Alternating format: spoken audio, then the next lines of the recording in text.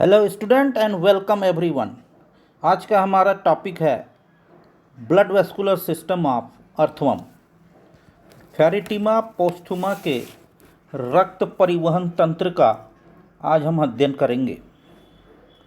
The blood vascular system of Pheretima is well developed. जो earthworm का रक्त परिवहन तंत्र होता है ये पूर्ण रूप से विकसित होता है, well developed blood vascular system होता है। It is more complex and closed type. ये जटिल होता है, कॉम्प्लेक्स होता है और बंद प्रकार का होता है। और हीमोग्लोबिन की उपस्थिति के कारण इसके जो ब्लड का कलर है वो लाल होता है। Blood is bright red in colour due to the presence of haemoglobin. Blood contain colorless nucleated corpuscles or leukocytes। जो अर्थवर्म का ब्लड होता है वो कलरलेस न्यूक्लिएटेड कार्पसल्स और ल्यूकोसाइट्स से भरा होता है। Haemoglobin dissolve in plasma. इसका जो हीमोग्लोबिन है वो प्लाज्मा में घुला रहता है, जबकि कशेरुकियों में हीमोग्लोबिन आरबीसी में घुला रहता है। और इसके जो कलरलेस जो कार्पसल्स हैं, न्यूक्लियोसाइट्स हैं, वो न्यूक्लिएटेड होते हैं, केंद्रक युक्त होते हैं। The blood always run with in blood vessels and flow in A definite circuit. Blood vessels के अंदर ही ब्लड हमेशा फ्लो करता है, इसलिए इसे closed type of blood vascular system करते हैं। और एक निश्चित सर्किट बनाता है, एक निश्चित गोलाई में, एक निश्चित सर्किट में ये ब्लड जो है ट्रेवल करता है। The arrangement of blood vessels is rather complicated. तो जो ब्लड वेसल्स की जो अरेंजमेंट है इसके शरीर में ये काफ़ी जटिल होती है। इसको हम डायग्राम के माध्यम से भी समझेंगे। The blood vessels classified into three types. First longitudinal, second lateral and third intestinal plexus। जो इसके ब्लड वेसल्स को अध्ययन की दृष्टि से जो रक्त परिवहन तंत्र है उसको समझने के लिए, अध्ययन अच्छे से आसानी से करने के लिए इसकी रक्त वाहिनियों को तीन शीर्षकों में बांटकर हम पढ़ते हैं। पहला है लॉन्गिट्यूडनल ब्लड वेसल्स, शरीर की लंबाई में जो ब्लड वेसल्स फैली रहती हैं उनका अध्ययन करेंगे।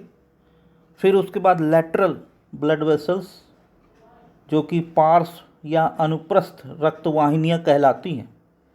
फिर उसके बाद इंटेस्टाइनल प्लक्सेस जिसे कि हम कहते हैं आंत्र जालिका।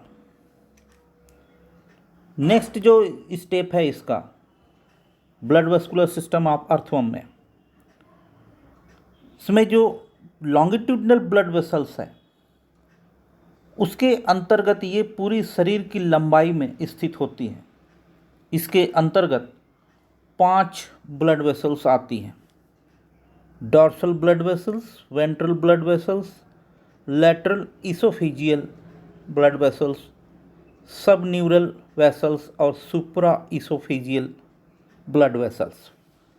ये सब मिलकर बनाते हैं लॉन्गिट्यूडनल ब्लड वेसल्स, अर्थात ये सभी के सभी शरीर की लंबाई में स्थित होते हैं। दूसरा होता है लैटरल ब्लड वेसल्स।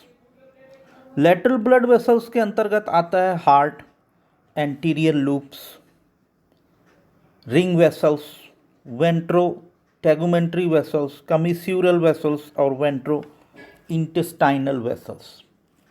और तीसरे नंबर पर आता है इंटेस्टाइनल प्लक्सेस। ये क्या होते हैं इनको हम समझते हैं। सबसे पहले यहाँ पर हमने डायग्राम 2 लगाया है, lateral heart, lateral oesophageal heart. इसको समझ लेना ज़रूरी है। इसमें वॉल्स पाए जाते हैं, ये किस प्रकार से होते हैं, फिर डायग्राम में इनकी फंक्शंस आएंगे हार्ट का। तो जो लैटरल हार्ट होता है, ये जो लैटरल हार्ट हैं ये उपस्थित होते हैं 7वें, 9वें, 12वें और 13वें खंड में, 7th, 9th, 12th और 13th सेगमेंट्स में। चूँकि अर्थवम में सेगमेंट्स का काफ़ी महत्व होता है, इसलिए ये सेगमेंट्स के हिसाब से ही इनके शरीर की सभी रचनाएं चलती हैं। तो 7वें, 9वें, 12वें और 13वें खंड में ये हृदय एक एक जोड़ी पाए जाते हैं। ये मस्कुलर होते हैं, पेशी युक्त होते हैं और रक्त को पंप करने का कार्य करते हैं। ये जो हृदय होते हैं ये डॉर्सल से वेंट्रल ब्लड वेसल्स में रक्त को पंप करते हैं। इनके अंदर वाल्व पाए जाते हैं।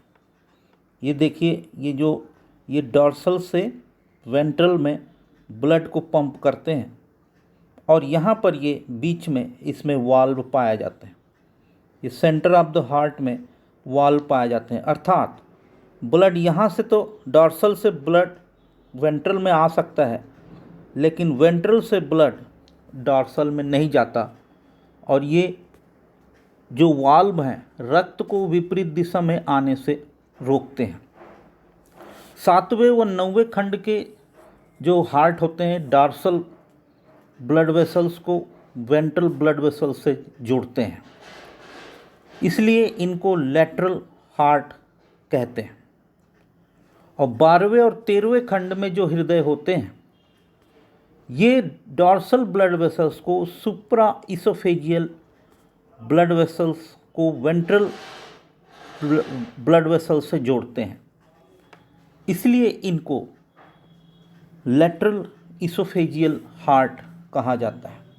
ये है लैटरल इसोफेजियल हार्ट। तो इन लैटरल इसोफेजियल्स में जो वाल्व पाए जाते हैं वो डिफरेंट होते हैं लैटरल हार्ट की तुलना में। लैटरल हार्ट में बीच में वाल्व है, जबकि लैटरल इसोफेजियल में वाल्व जो है जहाँ पर ब्लड वेसल्स आकर जुड़ती हैं वहाँ पर पाया जाते हैं। ये डॉर्सल ब्लड वेसल्स का जंक्शन है सुप्रा इसोफेजियल ब्लड वेसल्स के पास में, तो वाल्व जो है यहाँ पाए जाते हैं। और लास्ट में ये वेंट्रल वेसल्स में यहाँ पर आकर वाल्व उपस्थित होते हैं। तो ये जो लैटरल इसोफेजियल हार्ट है वो डॉर्सल ब्लड वेसल्स और सुप्रा इसोफेजियल ब्लड वेसल्स को वेंट्रल ब्लड वेसल्स से जोड़ने का कार्य करते हैं। चलिए अब लेते हैं diagrammatic representation of complete blood vascular system of earthworm. Pheretima का जो ये ब्लड वेस्कुलर सिस्टम है इसको पूरी तरीके से, हालांकि इसके ब्लड वेस्कुलर सिस्टम में दो भाग पाए जाते हैं, फर्स्ट 13 सेगमेंट्स का ब्लड वेस्कुलर सिस्टम और लास्ट 14 सेगमेंट्स का ब्लड वेस्कुलर सिस्टम, लेकिन यहाँ पर हम पूरे को एक साथ कवर करेंगे। सबसे पहले लेते हैं डॉर्सल वेसल्स। ये है डॉर्सल ब्लड वेसल्स। ये शरीर की सबसे बड़ी वेसल्स होती है जो आहार नाल के ऊपर डॉर्सल साइड में उपस्थित होती है और पहले खंड से लेकर लास्ट खंड तक फैली रहती है। ये बीच में जो आप देख रहे हैं ये है एलिमेंट्री कैनाल ऑफ अर्थवर्म, और इसके ऊपर डॉर्सल साइड पर इसी डॉर्सल ब्लड वेसल्स के आधार पर हम पहचानते हैं कि ये डॉर्सल सरफेस है अर्थवर्म का। इस डॉर्सल ब्लड वेसल्स की जो दीवारें हैं ये मस्कुलर होती हैं, पेशी युक्त होती हैं, मोटी होती है, और इस ब्लड वेसल्स में बार बार हृदय के समान संकुचन होता है, कॉन्ट्रैक्शन एक्सपांसन होता है। इसी कॉन्ट्रैक्शन और एक्सपांसन के फलस्वरूप, सिकुड़ने और फैलने के फलस्वरूप रक्त जो है पीछे से आगे की ओर प्रवाहित होता है, पीछे से आगे की ओर इसमें ब्लड जाता है। शरीर के प्रत्येक खंड में सेप्टम से कुछ आगे इस ब्लड में वेसल्स में सामने की ओर एक जोड़ी वाल्व होते हैं। जो शरीर का जो प्रत्येक खंड है सेप्टम के पास में जो सेप्टा, ये प्रकार के सेप्टा बनते हैं, वहाँ पर इसमें वाल्व पाए जाते हैं जो रक्त को पीछे जाने से रोकते हैं। पहले 13वें खंड तक यह डॉर्सल ब्लड वेसल्स रक्त बांटने का कार्य करती है। ये फर्स्ट 13 सेगमेंट्स है, यहाँ से लेकर यहाँ तक। तो ये जो है पहले 13वें खंड में डॉर्सल ब्लड वेसल्स ब्लड बांटने का कार्य करती, ब्लड सप्लाई करती है। और 14वें खंड के बाद 14th सेगमेंट के बाद प्रत्येक खंड में छोटी छोटी 2 जोड़ी डॉर्सल्स इंटेस्टाइनल वेसल्स निकालती है। जो डॉर्सल इंटेस्टाइनल वेसल्स है, यही डॉर्सल वेसल्स निकालती है 14वें खंड के बाद, और ये इंटेस्टाइन से ब्लड लेकर आती है और डॉर्सल वेसल्स में खुलती है। तो ये कलेक्टिंग ब्लड वेसल्स हो गई, जो कि 14वें खंड के बाद होती है। ये सब न्यूरल ब्लड वेसल्स से निकलकर अपने खंड के आगे सेप्टम की पिछली सतह पर लूप बनाती हुई डॉर्सल ब्लड वेसल्स में खुलती है। प्रत्येक कमिस्यूरल, ये जो कमिस्यूरल वेसल्स है, जो कमिस्यूरल का मतलब होता है जो एक दूसरे को जोड़े, प्रत्येक कमिस्यूरल वेसल्स में छोटी छोटी अलग अलग और बहुत सारी वाहिनियाँ खुलती हैं, वेसल्स खुलती हैं, जो बॉडी वॉल नेफ्रिडिया से ब्लड कलेक्ट करती है। इसके अलावा कमिस्यूरल वेसल्स में एक जोड़ी सेप्टो इंटेस्टाइनल वेसल्स भी होती है। ये सेप्टो इंटेस्टाइनल वेसल्स ये कमिस्यूरल वेसल्स की है ब्रांच है, जो इंटेस्टाइन की जो बॉडी वॉल है वहाँ से ब्लड लेके आती है। 14वें खंड, या जिसको हम कि इंटेस्टाइनल क्षेत्र कहते हैं, से आगे की ओर डॉर्सल वेसल्स जो है ब्लड सप्लाई करने का कार्य कर रही है, और इंटेस्टाइन के अगले भाग तथा हृदय के द्वारा वेंट्रल वेसल्स को रक्त पहुंचाती है। तो ये इंटेस्टाइन के अगले भाग को ये ब्लड सप्लाई कर रही है, जैसे यहाँ से ये कर रही है, इसमें कर रही है। और ये जो हार्ट है, इसके द्वारा ये ब्लड भी सप्लाई करती है, किसमें? वेंट्रल वेसल्स में। अतः शरीर के पहले 14 खंडों में डॉर्सल, इंटेस्टाइनल व कमिस्यूरल वेसल्स नहीं होती। इस भाग में तीसरे, चौथे, पाँचवें, छठवें और 8वें खंडों में डॉर्सल वेसल्स से एक एक जोड़ी संकुचनशील शाखाएं निकलकर फेरिंजियल, नेफ्रिडिया, इसोफेगस, गिजार्ड को रक्त सप्लाई करती है। तो यहाँ पर देखिए, ये है फर्स्ट सेगमेंट में ब्रांच आ गई, फिर सेकंड में, फिर थर्ड में, फोर्थ में, इस प्रकार से ये फिफ्थ में, सिक्स्थ में डॉर्सल ब्लड वेसल्स अपनी ब्रांच सप्लाई कर रही है। ये गिजार्ड में अपनी ब्रांच सप्लाई कर रही है, और ये ब्लड यहाँ पहुँचाती है फेरेंजियल एरिया में, नेफ्रिडिया एरिया में।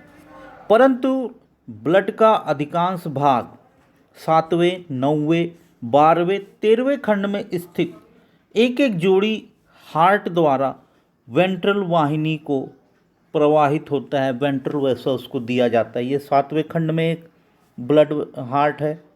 फिर उसके बाद आप देखेंगे ये 9वें खंड में ये लेटरल हार्ट है, और 12वें और 13वें खंड में सुप्रा इसोफेजियल लेटरल इसोफेजियल हार्ट है।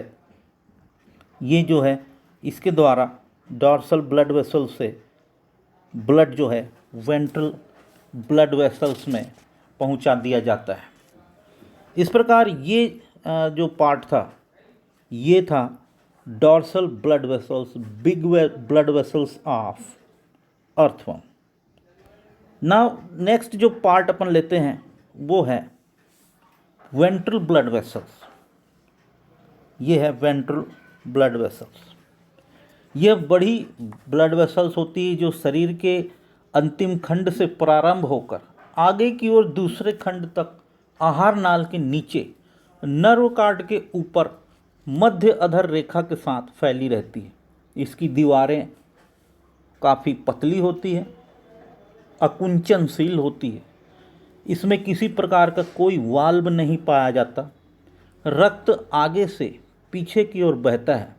यह केवल रक्त को सप्लाई करने का कार्य करती। तो इसमें ब्लड जो है आगे से पीछे की ओर जाता है और ये ब्लड सप्लाई करने वाली ब्लड वेसल्स होती है। पहले 13वें खंड से पहले खंड को छोड़कर, फर्स्ट 13 जो सेगमेंट का जो पहला खंड है उसको छोड़कर वेंट्रल वेसल्स जो होती है में से प्रत्येक में, जो कि वेंट्रल वाहिनी से एक जोड़ी वेंट्रल टैगुमेंट्री वेसल्स निकलती है। यह है वेंट्रल टैगुमेंट्री वेसल्स। फर्स्ट सेगमेंट को छोड़कर बाकी सभी से ये निकल रही वेंट्रल टैगुमेंट्री वेसल्स। ये अनेक शाखाओं में बंटकर अपने अपने जो सेगमेंट्स हैं उसमें बॉडी वॉल में, इन टैगुमेंट्रीज में, त्वचा में, नेफ्रिडिया में रक्त ये पहुंचाती हैं, ब्लड सप्लाई करती है। इसके अलावा इन खंडों में स्थित जो जेनाइटल एरिया है, जननांग होते हैं, को भी रक्त ये पहुंचाती हैं। 13वें खंड के बाद प्रत्येक खंड में वेंट्रल टैगुमेंट्री वेसल्स सेप्टम के ठीक सामने से निकलते हैं और कुछ दूर चलने के बाद ये पट में से होकर पिछले खंड में पहुंच जाती है और वहाँ ये जो बनाती हैं body wall, integumentary, nephridia, septal nephridia को ये ब्लड सप्लाई करती हैं। सेप्टल नेफ्रिडिया के लिए इनसे एक छोटी सी सेप्टो नेफ्रिडियल शाखा भी, ब्रांच भी निकलती है। तो सेप्टो नेफ्रिडिया जो है, नेफ्रिडिया में ब्लड सप्लाई करने का एक कार्य करती है। वेंट्रोटैगुमेंट्री जो वेसल्स होती है ये सेप्टा में जैसे ही अंदर प्रवेश कर जाती है और सेप्टा में घुसने से पहले ये बाहर भी निकलती है। 13वें खंड के बाद प्रत्येक खंड में वेंट्रल वेसल्स से एक वेंट्रो इंटेस्टाइनल ब्रांच निकलती है। वेंट्रो इंटेस्टाइनल ब्रांच 13वें खंड के बाद निकलती है और ये अगले 13 खंडों में वेंट्रल वेसल से आहार नाल को जाने वाली वाहिनियाँ नहीं होती। अब इसके बाद लेते हैं लैटरल इसोफेजियल वेसल्स। यहाँ पर आप देखेंगे ये है लैटरल इसोफेजियल वेसल्स। ये दूसरे खंड से प्रारंभ होती है और 13वें खंड तक आहार नाल के दोनों तरफ अधर पार्श्व तलों पर एक एक स्थित होती है। दोनों आहार नाल के ये इंटेस्टाइन है उसके दोनों तरफ ये स्थित होती है। 14वें खंड से ये नीचे की ओर झुककर परस्पर जुड़ जाती है और सब न्यूरल वाहिनी बनाती है। ये दोनों ये ऊपर से नीचे से आती है और यहाँ से 13वें के बाद 14वें के बाद ये ऐसे डाउन हो जाती है और सब न्यूरल वेसल्स बनाती है। लैटरल इसोफेजियल वेसल्स में रक्त का प्रवाह आगे से पीछे की ओर होता है। ये आगे से ऐसे पीछे की ओर होता है। ये body wall, septa, septal nephridia तथा जेनाइटल एरिया को ब्लड एकत्रित करती है। 10वें व 11वें खंडों में एक एक जोड़ी एंटीरियर लूप होते हैं जो लैटरल इसोफेजियल ब्लड वेसल्स में पीछे की ओर प्रवाहित होने वाले ब्लड का कुछ भाग इनके द्वारा सुप्रा इसोफेजियल वेसल्स में चला जाता है और शेष भाग सब न्यूरल वेसल्स में प्रवाहित हो जाता है। तो ये 10वें और 11वें खंड में जो सुप्रा इसोफेजियल वेसल्स से यहाँ से जो एंटीरियर लूप है, ये एंटीरियर लूप है जिसमें कि वॉल्व नहीं है, लेकिन ये यहाँ से ऐसे ब्लड चला जाता है और उसके बाद जो भाग बचता है वो सब न्यूरल वेसल्स में प्रवाहित कर दिया जाता है। अब इसके बाद लेते हैं सब न्यूरल वेसल्स। ये सब न्यूरल वेसल्स का क्या मेन इम्पॉर्टेंट रोल है यहाँ पर आप देखेंगे ये सब न्यूरल वेसल्स, यह एक एकल वेसल्स है जो 14वें खंड में दोनों लैटरल इसोफेजियल वेसल्स के मिलने से बनती है। दोनों लेटरल इसोफेजियल जो वेसल्स है, ये दो लेटरल इसोफेजियल वेसल्स हैं जो एलिमेंट्री कैनाल के ऊपर नीचे चलकर 14वें खंड में आकर एक दूसरे से मिल जाती है और सब न्यूरल वेसल्स का निर्माण करती है। तो ये जो ब्लड वेसल्स है ये क्या कर रही है, शरीर के पिछले जो सिरे होते हैं वह नर्व कार्ड के नीचे मध्य अधर रेखा में फैली रहती है। इसकी दीवारें पतली बिना मस्कुलर वाली होती हैं। इनमें वाल्व या कपाट नहीं पाया जाता। इसमें रक्त का प्रवाह आगे से पीछे की ओर होता है। रक्त का प्रवाह देखिए ये आगे से पीछे की ओर हो रहा है, और जब ये ब्लड आगे से पीछे की ओर जाता है तो इसका क्या कार्य है, इसका मुख्य कार्य रक्त एकत्रित करना होता है, ब्लड कलेक्ट करना होता है। प्रत्येक खंड में एक जोड़ी शाखाएं होती है जो देह भित्ति, बॉडी वॉल के अधर भाग तथा नर्व कार्ड से ब्लड एकत्रित करके इस वाहिनी में लाती है, सब न्यूरल वेसल्स में ब्लड लाती है। साथ ही साथ इस वेसल्स में प्रत्येक खंड में एक जोड़ी कमिस्यूरल वेसल्स डॉर्सल वेसल्स में रक्त पहुंचाती है। तो जो कमिस्यूरल वेसल्स है, ये जो कमिस्यूरल वेसल्स है सब न्यूरल वेसल्स से जुड़ी है और ये डॉर्सल ब्लड वेसल्स में ब्लड को पहुंचाने का कार्य करती है। इसके बाद लेते हैं सुप्रा इसोफेजियल वेसल्स। ये सुप्रा इसोफेजियल वेसल्स यह एक मोटी व पतली भित्ति वाली वेसल्स है जो 9वें से 13वें खंड तक अमाशय स्टमक की मध्य पृष्ठ दीवार से सटी रहती है। ये 9 से 13 खंड तक ये सुप्रा इसोफेजियल वेसल्स उपस्थित होती है जो कि स्टमक से चिपकी हुई पाई जाती है और ये रक्त कलेक्ट करने का कार्य करती है, रक्त को एकत्रित करती है। 10वें तथा 11वें खंडों में यह एक एक जोड़ी एंटीरियर लूप द्वारा दोनों ओर की पार्श्व लेटरल इसोफेजियल वेसल से जुड़ी रहती है। ये 10वें 11वें खंड में ये एक एंटीरियर लूप है, ये दूसरा एंटीरियर लूप है जिसके द्वारा ये जुड़ी रहती है और जुड़ी होती है एंटीरियर लूप्स के द्वारा। और ये एंटीरियर लूप जो है पार्श्व लेटरल इसोफेजियल वेसल से जोड़ती है। इन लूपों द्वारा लेटरल इसोफेजियल का कुछ ब्लड सुप्रा इसोफेजियल वेसल्स में पहुंचता है। तो ये जो लूप हैं ये क्या कर रहे हैं, ब्लड को, जो लेटरल इसोफेजियल का जो ब्लड है उसको सुप्रा इसोफेजियल में पहुंचाने का कार्य करते हैं। इसके अलावा ये स्टमक व गिजार्ड से भी रक्त कलेक्ट करती है। मतलब स्टमक, ये गिजार्ड है, ये स्टमक है, यहाँ से भी सुप्रा इसोफेजियल ब्लड वेसल्स रक्त को लेती है।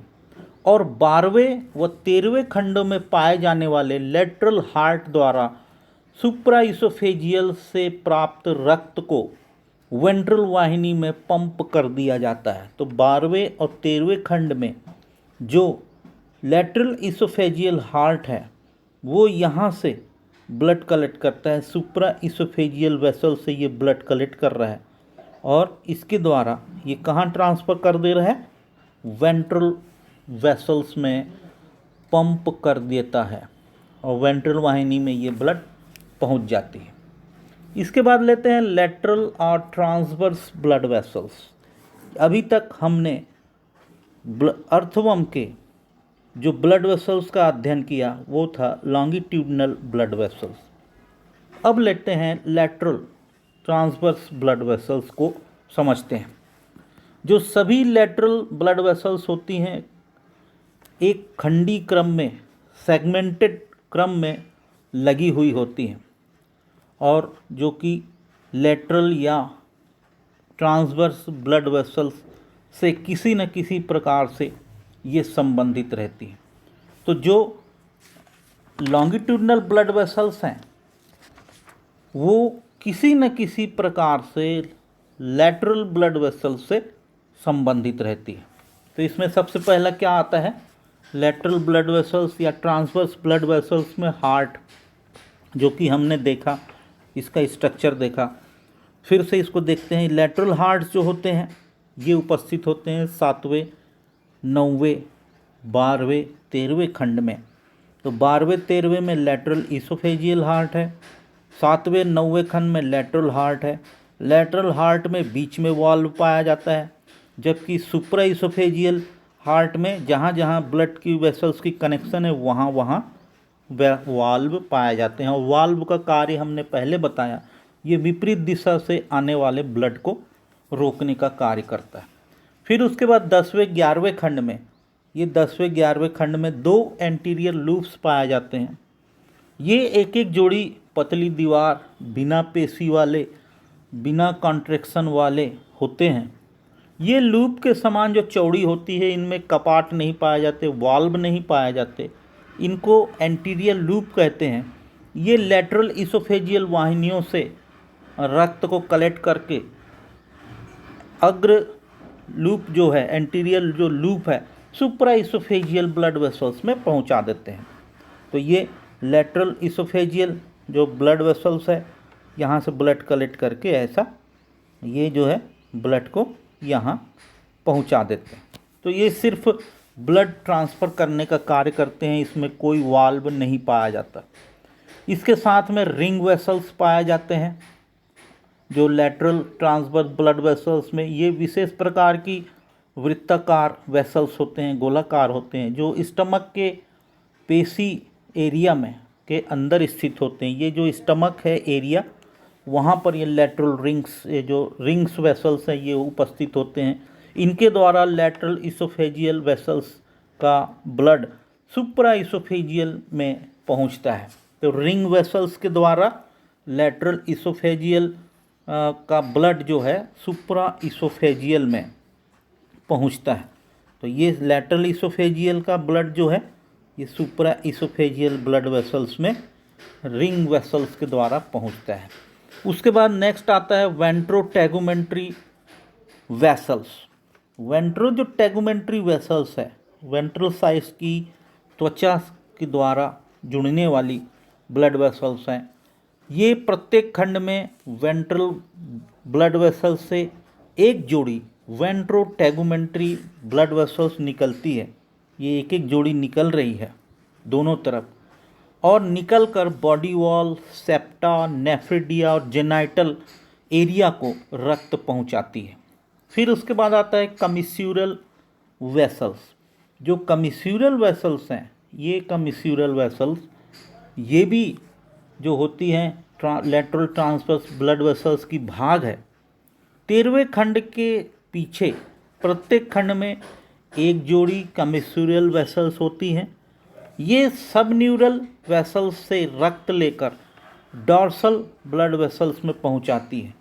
तो ये एक जोड़ी होती है, 13वें खंड के बाद होती हैं, और ये सब न्यूरल वेसल्स से ब्लड लेकर सप्लाई करती है कहाँ, इस डॉर्सल ब्लड वेसल्स में रक्त को पहुंचाती हैं। प्रत्येक कमिस्यूरल वेसल्स में से एक छोटी सी सेप्टो इंटेस्टाइनल ब्रांच निकलती है, जो कि इंटेस्टाइन में जाती है। ये सेप्टो इंटेस्टाइनल वेसल्स जो है, ये कमिस्यूरल वेसल्स की ब्रांच होती है जो इंटेस्टाइन में जाती है। फिर आता है वेंट्रो इंटेस्टाइनल। ये जो वेंट्रो इंटेस्टाइनल है, इसका क्या रोल है? 13वें खंड में वेंट्रल वेसल्स से एक वेंट्रो इंटेस्टाइनल वेसल्स निकलकर इंटेस्टाइन की वेंट्रल सतह को रक्त देती है। तो 13वें खंड में, 13वें खंड के बाद वेंट्रल वेसल्स से, जो वेंट्रल वेसल्स है, इससे एक जो है वेंट्रो इंटेस्टाइनल वेसल्स निकलती है, जो इंटेस्टाइन की वेंट्रल सतह पर ब्लड को पहुंचाती है। अब लास्ट जो तीसरा जो पार्ट है वो अर्थवर्म का, वो है आंतरजालिका, जिसको कहा जाता है इंटेस्टाइनल प्लक्सेस। इंटेस्टाइन की दीवार में रक्त कोशिकाओं 2 प्रकार की जालिकाओं का निर्माण करती है। जो इंटेस्टाइन की जो दीवार में जो ब्लड सेल्स होते हैं, वो 2 प्रकार की प्लक्सेस जालिकाओं को बनाती है। इनमें से एक होती है एक्सटर्नल प्लक्सेस, बाह्य जालिका, ये वाह्य जालिका जो है क्या करती है, इंटेस्टाइन की बाहरी सतह पर स्थित होती है और वेंट्रो इंटेस्टाइनल द्वारा वेंट्रल वेसल्स से रक्त लेकर इंटेस्टाइन को पहुंचाती है। जो वेंट्रो इंटेस्टाइनल के द्वारा, ये जो वेंट्रल इंटेस्टाइनल है इसके द्वारा ये वेंट्रल ब्लड वेसल्स से ब्लड लेकर इंटेस्टाइन को पहुंचाती है। इसके अलावा इंटरनल जालिका भी होती है, इंटरनल प्लेक्सेस भी उपस्थित होती है। ये जो होती हैं ये एक्सटर्नल प्लेक्सेस इंटरनल प्लेक्सेस से संबंधित रहती है। दोनों जो है बाह्य जालिका और आंतरिक जालिका एक दूसरे से संबंधित रहती हैं। इंटरनल जो प्लेक्सेस है, आंतरिक जालिका जिसे कहते हैं, कि कोशिकाएं डार्सो इंटेस्टाइनल वेसल्स द्वारा रक्त के साथ साथ अवशोषित भोजन डॉर्सल वाहिनी में पहुंचाती हैं। तो जो आंतरिक जालिका की जो सेल्स हैं, डॉर्सो इंटेस्टाइनल वाहिनी जिसे हम कहते हैं, डॉर्सो इंटेस्टाइनल वेसल्स जिसे कहा जाता है, ये वाली, ये जो डॉर्सल इंटेस्टाइनल वेसल्स हैं रक्त के साथ साथ, ब्लड के साथ साथ जो अवशोषित भोजन डॉर्सल ब्लड वेसल्स में पहुंचाता है। तो ये डॉर्सल ब्लड वेसल्स में रक्त तो ले जाते ही हैं, साथ में जो डाइजेशन के द्वारा केमिकल कंपाउंड में जो भोजन पचता है अर्थवर्म का, उसको भी ले जाने का कार्य करते हैं, ताकि ये पूरे शरीर में इसके जो खनिज पदार्थ है, पोषक पदार्थ है, वो इसको अच्छी तरीके से मिल सके। तो इस प्रकार आज हमने इस प्रेजेंटेशन के माध्यम से आज अर्थवर्म के ब्लड वेस्कुलर सिस्टम का अध्ययन किया। मुझे उम्मीद है कि आपको ये चैप्टर समझ आया होगा। Thanks for watching. Thank you.